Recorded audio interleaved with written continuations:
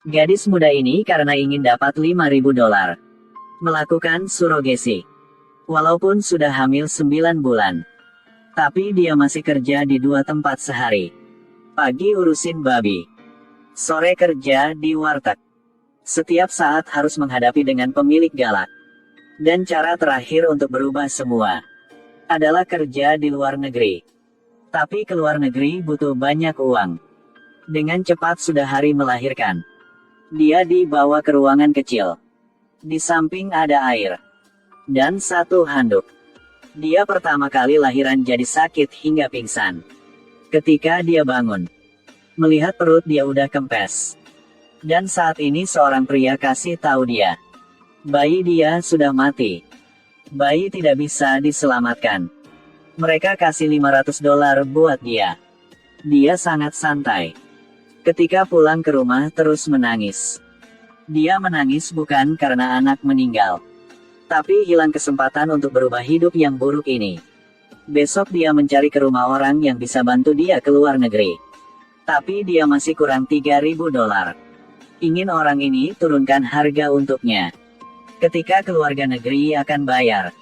Tapi orang ini tidak setuju lalu pergi. Dia langsung berlutut mohon padanya. Dan bilang dia sudah capek selama 19 tahun. Tapi pria ini tetap menolak. Setelah gadis ini karena ingin mendapatkan uang.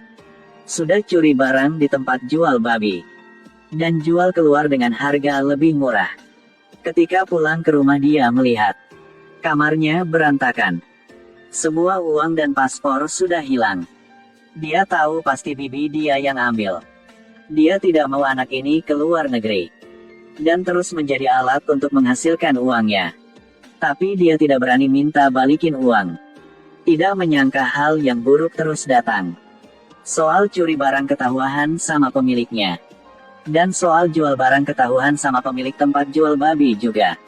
2 kerjaan hilang dalam sehari. Hidup menjadi lebih sulit. Tidak punya pilihan lain dia mencari ke rumah bibi. Bersiap untuk kerjaan yang spesial. Karena bisa hamil. Dia angkat kaki ke atas. Dia ingin menghasilkan $5.000 biar bisa kerja di luar negeri. Tapi semua uang dan paspor sudah hilang. Dia hanya bisa mencari ke rumah bibi untuk kerja seperti itu lagi. Bibi tahu dia baru lahiran. Jadi beli obat bagus buat dia. Dengan cepat antar dia ke ruangan yang gelap. Bibi mencari seorang pria badan gede. 5 detik pria itu keluar. Tapi mulai sejak itu, tiap hari harus kerja. Dia terus minum obat bagus. Sampai dia hamil saja. Dalam waktu ini, dia sudah mengenal satu pria. Orang ini sangat lembut padanya. Membuat dia merasakan cinta. Suatu hari dia datang ke rumah pria itu untuk makan. Ternyata dia sudah punya keluarga. Dia jatuh ke dalam kebingungan. Bibi menemukan mereka jatuh cinta. Suruh gadis ini jangan ketemu pria itu lagi. Suatu hari ketika sedang di toilet dia merasa bahwa dia sudah hamil. Akhirnya juga dapat. Dia langsung kasih tahu bibi. Setelah dicek ternyata sudah hamil. Sekarang dia baru balikin paspor. Dia mencari seorang pria. Karena dia sering berhubungan dengan orang ini. Jadi dia berpikir ini adalah anak punya orang ini. Tapi malam itu, pria itu berkata, "Jangan kontak lagi, dia sudah punya keluarga." Gadis ini sangat sedih. Pria itu melihat sedih. Jadi kasih tahu dia. Sebenarnya anak pertama dia masih sehat. Tapi bibi dia ketika dia pingsan sudah bawa pergi. Lalu jual ke orang lain. Dan hanya kasih dia $500. Dia marah langsung cari bibi dia. Dia terus mengetuk padanya. Tapi bibi tidak peduli pada dia. Dia hanya bisa diam dan menangis. Tidak menyangka hari kedua bibi mencari dia. Tanya dia siapa yang kasih tahu soal itu. Dia sudah hamil 10 bulan.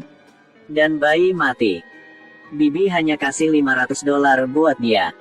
Sebenarnya anak dia masih sehat. Tapi sudah jual ke luar negeri. Ketika dia tahu kebenaran.